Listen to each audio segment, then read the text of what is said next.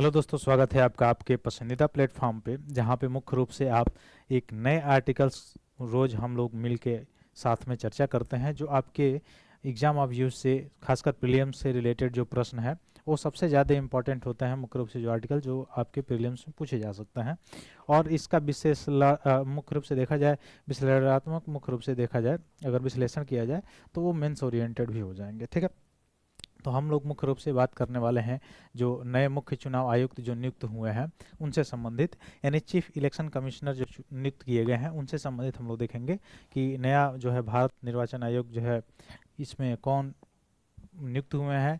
अब हम लोग इससे मुख्य रूप से पढ़ने की कोशिश करेंगे, चूंकि संविधान का ये विषय आ गया तो किस भाग में इनका है वर्णन। भाग के साथ साथ हम लोग देखेंगे कि भाग के साथ साथ इनका वर्णन जो है किस अनुच्छेद में है, क्या इम्पावर है, नियुक्ति का प्रोसेस क्या है, शपथ कैसे लिया जाता है, इनको जो हटाने की प्रक्रिया क्या है, और कितने सदस्यीय यह मुख्य रूप से निकाय है, और यह निकाय संवैधानिक है कि वैधानिक है। इस सारी चीज़ों को हम लोग वर्णन करेंगे मुख्य रूप से विस्तृत रूप से। तो जल्द से जल्द जुड़ जाइए और अपने अपने ग्रुप में शेयर कीजिए ताकि मुख्य रूप से हम अपने सेशन को स्टार्ट करें। तो देखिए, पहले हम लोग बात करेंगे इसमें जो मुख्य निर्वाचन आयुक्त हैं, उससे पहले हम देखेंगे जो हमारा संविधान है, जो हमारा क्या है, संविधान है। तो संविधान की अगर बात किया जाए तो संविधान में टोटल कितने भाग जिस समय बन के तैयार हो था, टोटल 22 भाग थे। ठीक है, तो पहले मैं ये काम करूंगा, सीरीज से सभी आपको भाग थोड़ा सा बता दूंगा। ठीक है, उसके बाद से हम लोग चलेंगे चीफ इलेक्शन कमीशन, यानी जो निर्वाचन आयुक्त है उसमें जो इनकी नियुक्ति हुई है, प्रोसेस है, वो सारी चीज़ों को भी हम लोग देखेंगे। तो सबसे पहले तो हम लोग देखेंगे कि किस भाग में इनका वर्णन किया गया है। तो अगर देखें किस किस भाग में वर्णन किया गया है, तो भाग शुरू से पहले हम लोग देख रहे हैं भाग, और इधर से एक से देखेंगे। ठीक है, तो भाग एक में किस चीज का वर्णन है, संघ और राज्य क्षेत्र, संघ व राज्य क्षेत्र का वर्णन आप देखेंगे तो किस में है, भाग एक में देखने को आपको मिल जाएगा। भाग दो जो आप पढ़ रहे होंगे तो भाग दो में है क्या, भाग दो किससे संबंधित है, तो भाग दो संबंधित है आपका नागरिकता से। किससे, नागरिकता से। ठीक वैसे ही भाग तीन किससे संबंधित है, तो वह है मौलिक अधिकार से, मौलिक अधिकार से संबंधित है। ठीक वैसे ही देखा जाए भाग चार, तो वह राज्य के नीति निदेशक तत्व से संबंधित है, राज्य के नीति निदेशक तत्व उससे संबंधित है। ठीक वैसे ही भाग पांच अगर आप देखेंगे, या पांच से पहले थोड़ा सा जाए, चार क या चार ए अगर देखा जाए, जो कि स्वर्ण सिंह समिति के सिफारिश पे जोड़ा गया था, इसके तहत अगर देखा जाए तो भाग चार अगर हम देख रहे हैं तो भाग चार क का यह किससे संबंधित है, मौलिक कर्तव्य से संबंधित है। किससे, मौलिक कर्तव्य से संबंधित है भाग चार। ठीक है, ठीक उसी क्रम में अगर हम चलें, भाग चार को छोड़ दें, अगर आगे चले भाग पाँच में, तो भाग पाँच अगर हम देखेंगे तो किससे संबंधित है हमारा भाग पाँच, तो भाग पाँच जो है वह संबंधित है संघ सरकार से, केंद्र सरकार से संबंधित है आपका भाग पाँच। ठीक वैसे ही अगर आप देखें भाग छः के बारे में अगर वर्णन किया जाए, मुख्य रूप से भाग छः के बारे में अगर वर्णन किया जाए तो छः किससे संबंधित है, राज्य से संबंधित है। ठीक है, अब इस संघ में सब चीज़ आ जाएगा, केंद्र सरकार जो है ये सब चीज़ें जो है इसी में आ जाएगा। ठीक है, फिर अगर आप देखेंगे जो है संसद पार्लियामेंट वगैरह सारी चीज़ें, यानी केंद्र की विधायिका जो है यह सब इसी में आएगा, राष्ट्रपति जो है इसी में आएगा। मुख्य रूप से अगर देखा जाए निर्वाचन सॉरी, इसमें सर्वोच्च न्यायालय के जो न्यायाधीश या सर्वोच्च न्यायालय जो है यह सब भाग पाँच में आ जाएगा आपका। ठीक है, भाग छः में राज्य है, तो राज्य में ठीक वैसे जैसे मैंने भाग पाँच में बताया वैसे भाग छः में राज्य से संबंधित जो विधान परिषद, विधानसभा, महाधिवक्ता, ये सारी चीज़ें, राज्यपाल, ये सब भाग छः में आ जाएगा। भाग सात जो है वो समाप्त है नहीं इस समय। आगे अगर देखा जाए तो भाग आठ के रूप में अगर देखें तो भाग आठ में क्या है, तो भाग आठ में अगर आप देखेंगे तो वह है यूटी से संबंधित। अब कहेंगे यूटी क्या है, तो केंद्र शासित जो प्रदेश हैं उनसे संबंधित किसमें लिखा गया है, भाग आठ में। भाग नौ में अगर आप चलेंगे तो मुख्य रूप से क्या लिखा गया है, पंचायतों के बारे में है। ठीक है, इसमें क्या है, पंचायत के बारे में है। नौ क में अगर आप चलेंगे तो नगर पंचायत के बारे में है, नगर पंचायत के बारे में है। फिर नौ ख में अगर आप चलेंगे तो ये इसमें क्या है, सहकारी जो है संघवाद से संबंधित क्या है, 9 ख है। ठीक ठीक वैसे ही अगर 10 में चले हम लोग अगर 10वें भाग की अगर बात करें, भाग 10 की, तो भाग 10 में किस चीज़ का वर्णन है? भाग 10 में अगर आप देखेंगे तो जो अनुसूचित जाति जो है, अनुसूचित जाति वह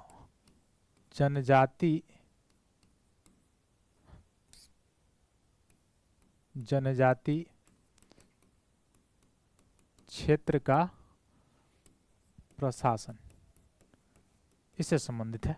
ठीक है, अगर 11 में चले तो क्या है? 11 में चले तो क्या है? 11 में है केंद्र राज्य संबंध। भाग ये मैं पूरा बता रहा हूं, ठीक ना। तो भाग 11 में है केंद्र राज्य संबंध का जिक्र किया गया है। ठीक है, ठीक वैसे ही अगर भाग 12 की अगर बात करें तो वित्तीय संबंध के बारे में बात किया गया है। किसमें? वित्तीय संबंध से संबंधित बात किया गया है। ठीक वैसे भाग 13 में अगर चले हम तो भाग 13 में क्या किया गया है? जो व्यापार है उससे संबंधित बात किया गया है। भाग 14 में अगर चलें तो संघ व जो लोक सेवा आयोग है, आयोग, उसकी बात किया गया है। भाग 15 की अगर बात किया जाए तो भाग 15 में मुख्य रूप से अगर हम देखें तो किसकी बात करता है भाग 15?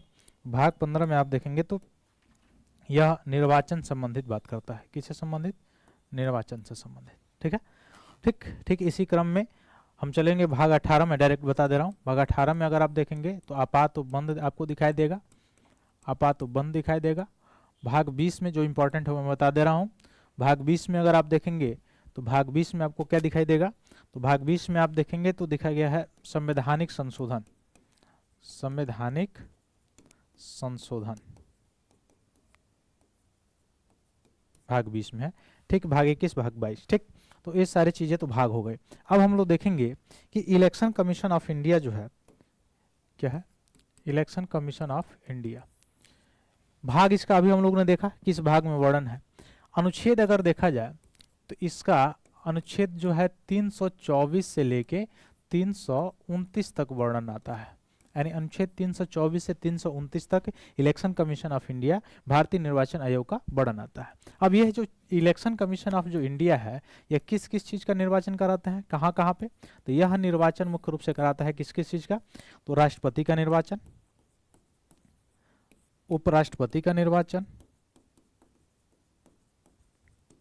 फिर राज्यसभा का निर्वाचन,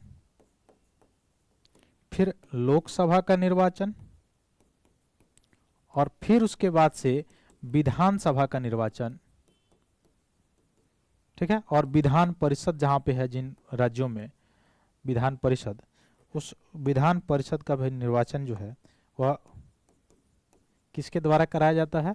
यह इलेक्शन कमीशन ऑफ इंडिया के द्वारा कराया जाता है, जिसकी स्थापना अनुच्छेद 324 के अंतर्गत, जिसकी स्थापना अगर बात किया जाए, स्थापना इसकी कब हुई थी?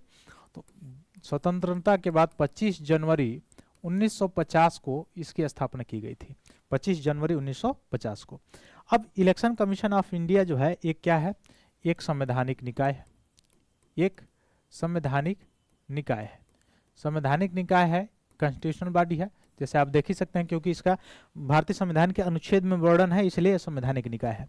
लेकिन कभी भी ये चीज याद नहीं रखिएगा, कौन सा चीज? यह राज्यों में जो नगर पालिका हो गया, नगर पालिका या पंचायत हो गया, इसका चुनाव यह नहीं कराता है, इसका चुनाव इलेक्शन कमीशन ऑफ इंडिया नहीं कराता है। जो मैंने बताया उसी चीज का इलेक्शन जो है इलेक्शन कमीशन ऑफ इंडिया कराता है, और संवैधानिक निकाय है ये। ठीक है, और संवैधानिक में भी मुख्य रूप से देखा जाए तो स्वायत्त निकाय है। अब इसको स्वायत्त होना क्यों जरूरी है? इसको स्वायत्त होना क्यों जरूरी है? क्योंकि यह डेमोक्रेसी का क्या डेवलप करेगा? ट्रस्ट डेवलप करेगा। क्या करेगा? ट्रस्ट डेवलप करेगा। ठीक है, ये बात समझ में आ रहा है। अब देखिए, जो इलेक्शन कमीशन ऑफ इंडिया हो, यानी भारतीय निर्वाचन आयोग है, जिसका वर्णन 324 से 329 में किया गया था, इसमें अगर देखें हम लोग तो इसमें एक जो होते हैं वो क्या होते हैं? CEC होते हैं। अब CEC आप बोलेंगे क्या है? यानी चीफ इलेक्शन कमिश्नर, और इसके बाद दो लोग जो हैं, दो जो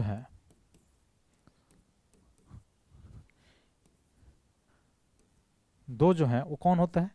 इसी होते हैं, इसी होते हैं। इसी मतलब आप देखेंगे क्या होता है? इलेक्शन कमिश्नर,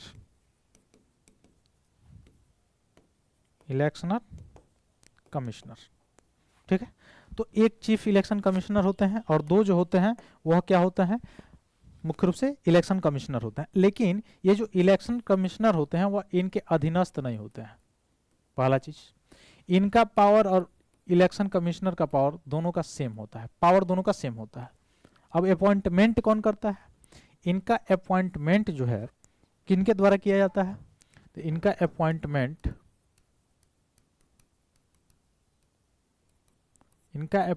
किया जाता है प्रेसिडेंट के द्वारा, यानी किनके द्वारा? राष्ट्रपति के द्वारा, ठीक है। यानी मुख्य निर्वाचन आयुक्त का नियुक्ति कौन करता है? प्रेसिडेंट। अन्य निर्वाचन आयुक्त का भी नियुक्ति कौन करते हैं? प्रेसिडेंट करता है। यानी इन लोगों का भी नियुक्ति कौन करता है? प्रेसिडेंट करता है। अब बात आती है कि प्रेसिडेंट किसको नियुक्त करते हैं? तो प्रेसिडेंट जो है नियुक्त करते हैं वह मूल रूप से किनको नियुक्त करते हैं? तो मूल रूप से एक कमेटी होती है, जो 3 सदस्यीय कमेटी होती है। वह किसी नाम को क्या करती है?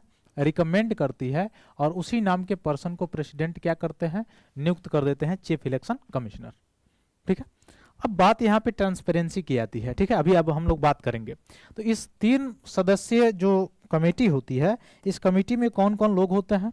तो एक तो होते हैं प्रधानमंत्री, एक होता है लीडर ऑफ ऑपोजिशन, और एक होता है कोई कैबिनेट मंत्री, कोई कैबिनेट मिनिस्टर। हालांकि इस समय कौन है? होम मिनिस्टर है, कैबिनेट मिनिस्टर के स्थान पे। अब आप कहेंगे क्या यह प्रावधान शुरू से था? तो यह प्रावधान शुरू से नहीं था। शुरू में यह प्रावधान था कि प्रधानमंत्री होंगे, लीडर ऑफ ऑपोजिशन होंगे, और साथ साथ कौन होंगे? सीजेआई होंगे, लेकिन इसको परिवर्तित करके गवर्नमेंट ये कर दिया। क्या अपने मन से गवर्नमेंट किया है? नहीं। सुप्रीम कोर्ट ने जो फैसला सुनाया उसमें कहा कि गवर्नमेंट एक समिति का गठन करेगी, जो समिति क्या करेगी? मुख्य रूप से चीफ इलेक्शन कमिश्नर की नियुक्ति करेगी, मतलब नाम रिकमेंड करेगी, और प्रेसिडेंट क्या करेंगे? उनकी नियुक्ति करेंगे।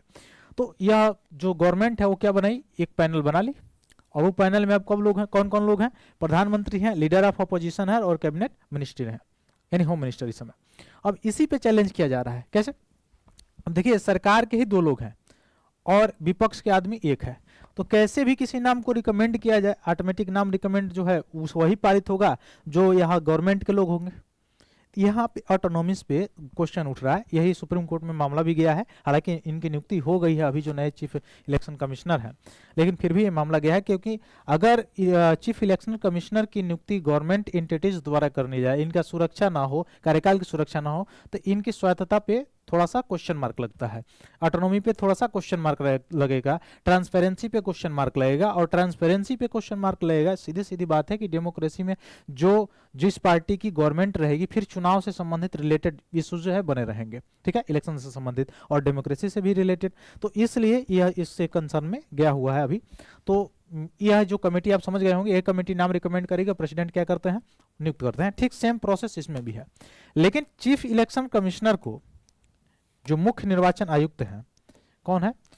चीफ इलेक्शनर जो कमिश्नर है, इन चीफ इलेक्शन कमिश्नर को केवल और केवल जैसे सुप्रीम कोर्ट के जजों को हटाया जाता है, सुप्रीम कोर्ट के जजों को हटाया जाता है, यानी 2/3 स्ट्रेंथ। 2/3 स्ट्रेंथ कैसे? उपस्थित, पहले तो जितनी संख्या है लोकसभा और राज्यसभा,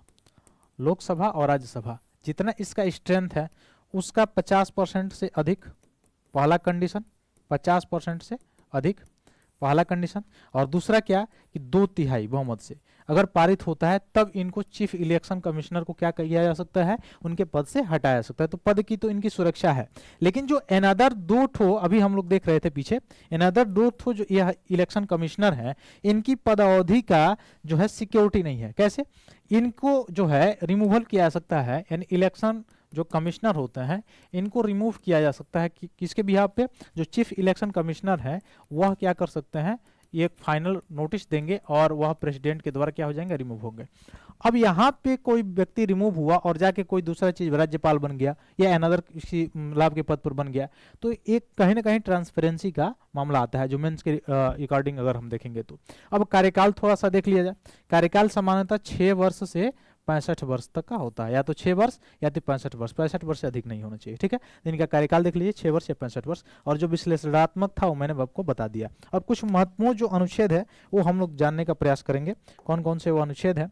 तो अनुच्छेद मैंने पहले बताया 324 में है चुनाव के संदर्भ में, 325 है, 326, 327, 28, 29 और 29 है।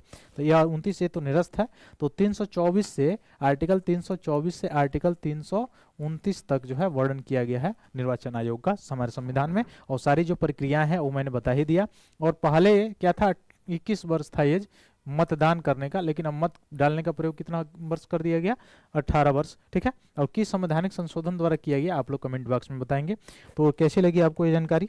आशा करते हैं सारी चीज़ें आपको बिल्कुल समझ में आई होगी। मैंने मेंस ओरिएंटेड भी बताने का प्रयास किया है, तो ये सारी चीज़ें जानकारी आपको बिल्कुल अच्छी लगेगी और आपके प्रीलिम्स के लिए तो इम्पॉर्टेंट है ही है। ठीक है, मिलते हैं फिर अगले क्लास में। बहुत बहुत धन्यवाद दोस्तों, जय हिंद।